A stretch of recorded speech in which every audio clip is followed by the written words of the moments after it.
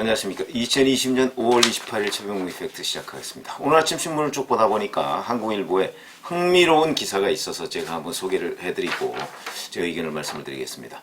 우리 사회의 보수, 진보, 이런 이념적 성향을 조사하는 경우가 굉장히 많이 있었죠. 그런데 이 KDI, 한국개발연구원에서 조사한 건데 이 조사에 따르면 우리 사회는 중도 성향이 압도적으로 많다.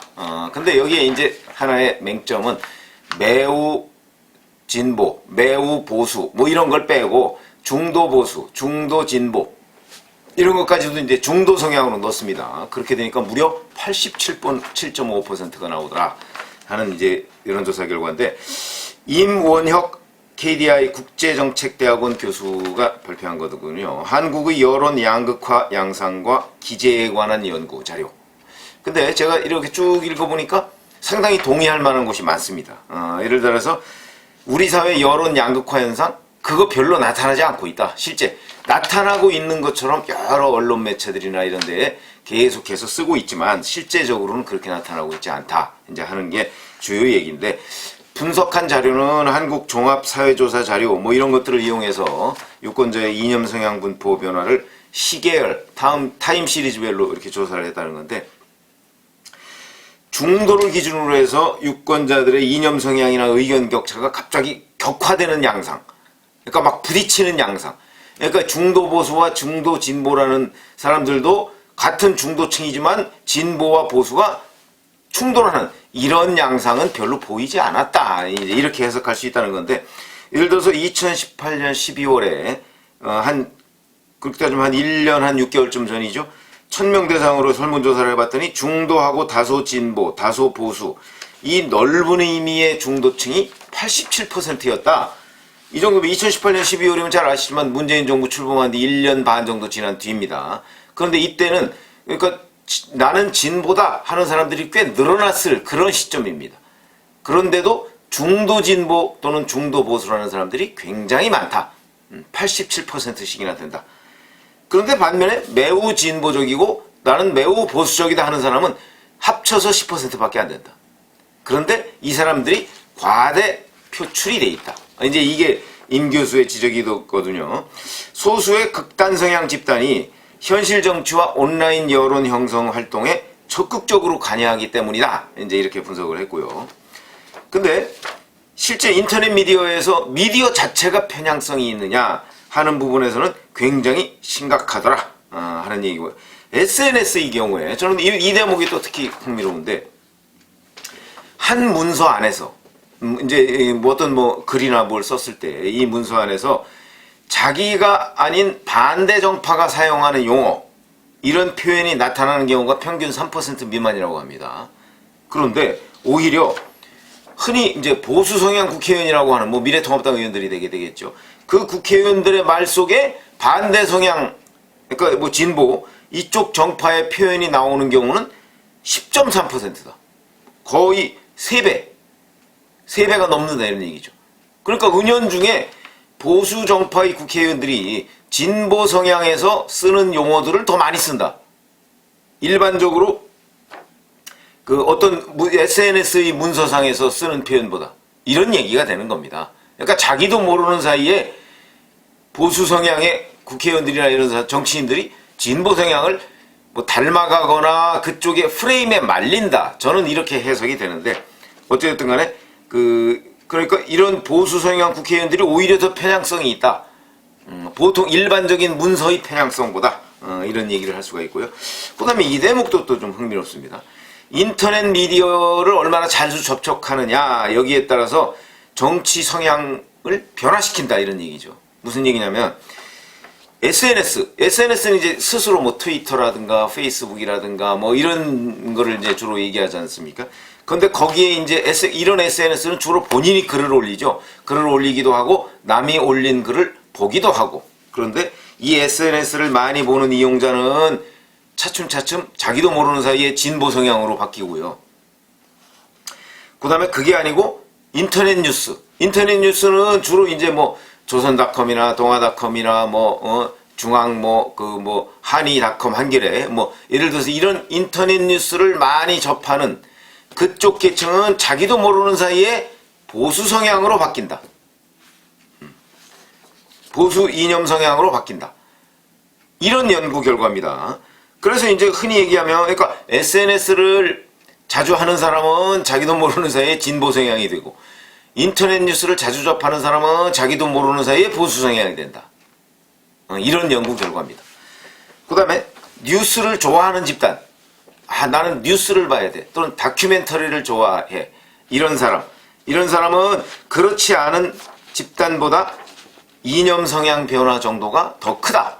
그러니까 인터넷 뉴스나 뭐 이런, 하여튼 뉴스를 중점적으로 보는 사람은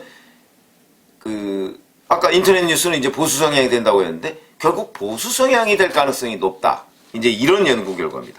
그래서 이제 임 교수 얘기가 뉴스에 관심이 적은 사람들은 정치적 메시지를 비교적 비판 없이 받아들인다.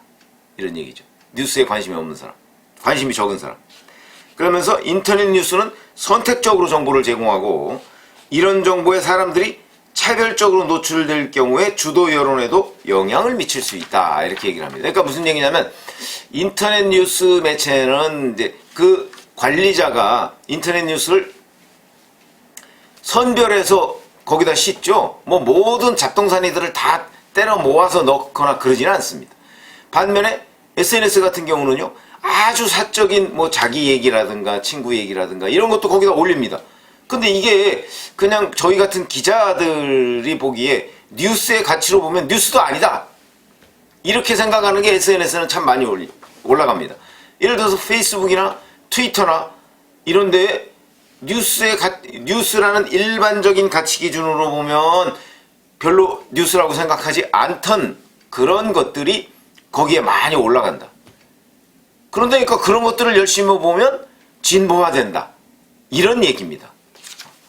이런 연구 결과를 했는데 실제 저희는 이제 정치부 기자를 뭐 소위 이른바 진보 정권 때도 이른바 보수 정권 때도 뭐 다 했지만 이 진보 정권이라는 곳이 집권을 하잖아요. 집권을 하면 유권자들이 대체적으로 나는 진보다라고 생각하는 경향이 있습니다.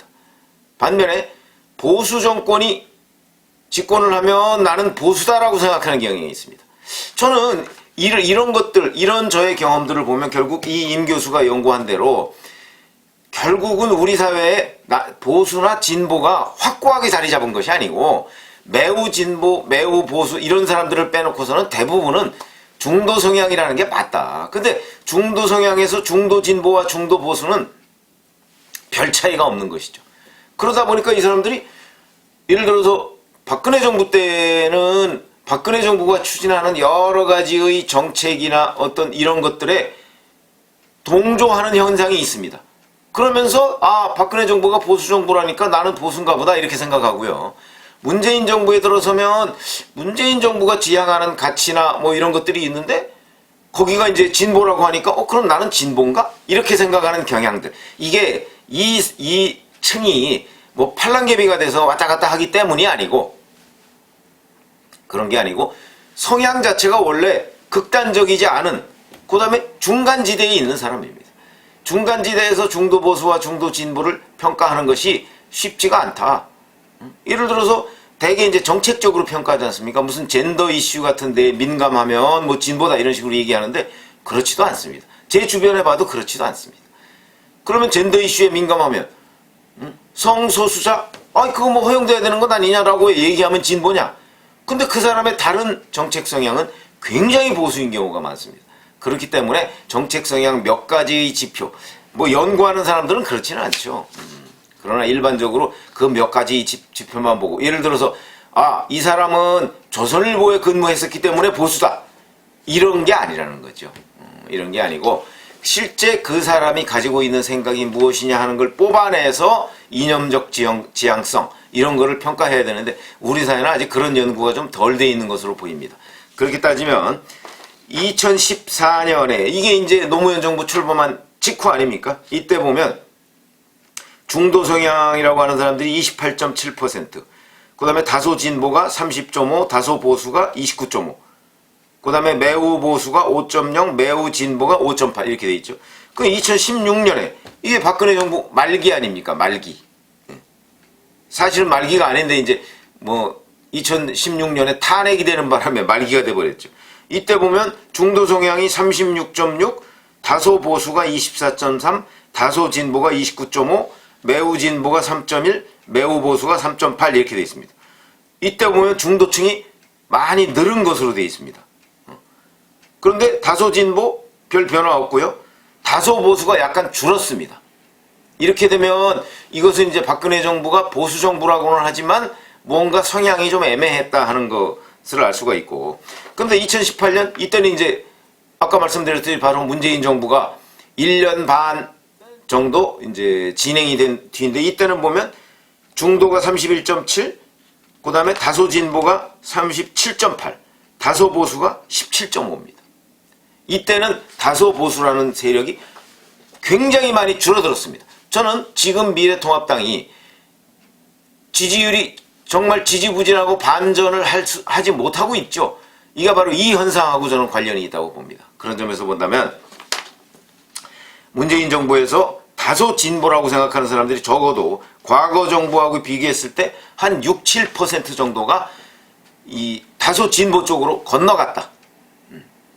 이렇게 본다면 지금 민주당의 지지율 또는 문재인 대통령의 국정운영 지지율이 승승장구하고 있고 그 다음에 미래통합당의 지지율이 계속해서 바닥을 기고 있는 이유가 바로 이런 데서. 왜냐하면 유권자들이 이미 나는 매우 보수, 중도 진보다, 중도 보수다 이렇게 생각하는 사람들이 몇 년 전에 비해서 확 줄어든 겁니다. 그러면 이 사람들이 실제 이념적 성향이 그렇게 줄어들었느냐? 저는 그렇게 안 봅니다. 저는 그렇게 안 보기 때문에 이걸 빨리 찾아오려는 노력, 그게 굉장히 중요한 것이죠. 근데 찾아오려는 노력을 엄청나게 많이 하지 않아도 된다 하는 게 제 판단인데, 경험적 판단입니다. 그게 왜 그러냐면 중도 보수와 중도 진보 사이의 거리가 그렇게 멀지 않기 때문이다. 몇 년 사이에 이렇게 변하지 않습니까? 이거 몇 달 사이에 변하도록 할 수도 있습니다. 그렇기 때문에 제가 보건대는 이것을 끌어오기 위한 노력, 이런 것들은 바로 지금까지의 미래통합당이 가지고 있던 이념적 정체성 또는 어떤 그 주장, 프레임 이런 것들을 빨리 바꾸면 급격하게 이쪽으로 중도 진보에서 이쪽으로 건너올 수도 있고 중도에서 건너올 수도 있다. 그리고 중도 진보가 중도로 건너올 수 있다. 이런 얘기죠. 그렇기 때문에 제가 과거 김병준 비대위원장 시절에도 그랬고 지금 그 김종인 비대위원장 시절에도 자강론보다는 이런 그 약간의 이종교배가 필요하다고 자꾸 느끼는 이유가, 그리고 그렇게 평가하는 이유가 저는 바로 여기에 있습니다. 무슨 얘기냐면, 자 우선 맨 그나물의 그 밥, 저는 자강론이 그거라고 보는데, 예를 들어서 부산 사람이나 대구 사람이 미래통합당의 무슨 지도부가 돼서 우리가 변화하겠습니다라고 하면 부산 사람, 대구 사람들은 그렇게 느낄지 몰라도 충청도 사람이나 강원도 사람이나 중부권 사람, 수도권 사람들은 그렇게 느끼지 않습니다. 야, 그건 뭐 그나물의 그 밥 아니야 라고 느낍니다. 그러면 실질적으로는 그쪽 영남 사람이 지도부가 돼서 더 많은 변화를 가져왔다고 할지라도 유권자가 그 변화를 크게 실감하지 못하면 그 변화 시도는 실패한 것이다. 유권자가 어떻게 느끼느냐. 만약에 김병준 전 비대위원장이나 김종인 비대위원장이 어마어마한 변화를 시도하지 않았다, 그냥 과거와 비슷하다라고 하더라도 유권자들은 그 변화를 체감할 가능성이 저는 높다고 봅니다. 왜 그러냐? 사람이 바뀌었기 때문에. 똑같은 말도 영남 사람이 얘기하는 거와 김종인 비대위원장이 얘기하면 유권자들이 느낌이 다릅니다. 그거는 바로 변화의 성공 가능성을 가늠하는 잣대가 된다. 그렇기 때문에 제가 김병준 전 비대위원장은 영남 사람이지만 노무현 대통령과 정치적 성향을 함께 했던 사람이기 때문에 유권자들이 영남 사람이지만 영남으로 안 보는, 그 다음에 김종인 비대위원장의 경우엔 뭐 왔다 갔다 했지만 기본적으로 김종인 전 비대위원장은 호남 출신 아닙니까? 비대위원장. 거기다가 얼마 전까지 문재인 대통령 지지했던 사람이고, 이렇기 때문에 이렇게 되면 그 사람이 비대위원장이 됐다는 것 자체만으로 벌써 한 30-40% 정도는 이건 변화다 라고 유권자들이 느낀다. 그 느낌이 중요하다. 하는 거를 제가 말씀드리고 싶고, 그래서 오늘은 이제 그 KDI 이 이념적 지향성 이 부분에 관해서 제가 이거 흥미로운 대목이다, 그리고 참고할 부분이 많다 라고 판단을 했기 때문에 말씀을 드렸습니다. 감사합니다.